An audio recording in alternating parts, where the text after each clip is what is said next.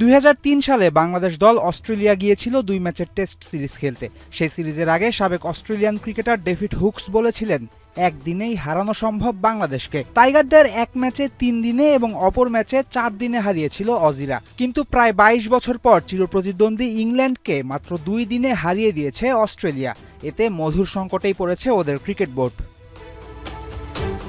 স্বাভাবিকভাবেই অস্ট্রেলিয়ায় টেস্ট ম্যাচেও দর্শক হয় গ্যালারি ভরা।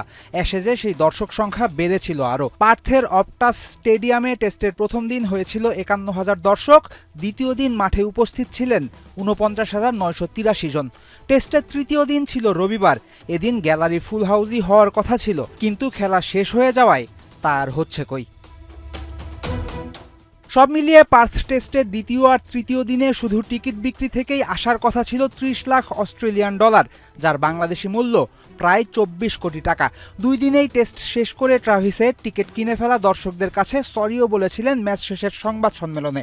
কিন্তু মুখের কথায় যেখানে চিরেও ভেজে না, অর্থের শোক ভোলা যায় নাকি? ক্রিকেট বোর্ডের যে বিরাট একটা আর্থিক লোকসান হলো, স্বীকার করেছেন ক্রিকেট অস্ট্রেলিয়ার সিইও টড গ্রিনবার্গ। অনেক অংশীদারেরই ক্ষতি হবে। প্রথমত সম্প্রচার সংস্থার, আমাদের ক্রিকেট বোর্ডেরও হবে। বিশেষ করে টিকিট বিক্রি না হওয়ায় আমাদের স্পন্সর ও অন্যান্য অংশীদারেরও ক্ষতি। এই সিরিজের আর্থিক প্রভাব অনেক বড়। অবশ্য আর্থিক ক্ষতির কারণে নয়, পার্থ টেস্ট মনে রাখা হবে এর অবিশ্বাস্য রেকর্ডের কারণেই। মজার ব্যাপার হলো, মাত্র 2 দিনে শেষ হলেও 21 শতকের সবচেয়ে ছোট ম্যাচের তকমা পায়নি পার্থ। 2024 সালে ভারত সাউথ আফ্রিকা টেস্ট শেষ হয়েছিল মাত্র 642 বলে। আহমেদাবাদে ভারত অস্ট্রেলিয়া ম্যাচ শেষ হয়েছিল 842 বলে। 848 বলে শেষ হয়ে এই লিস্টে অস্ট্রেলিয়া ইংল্যান্ড ম্যাচ আছে 3 নম্বরে।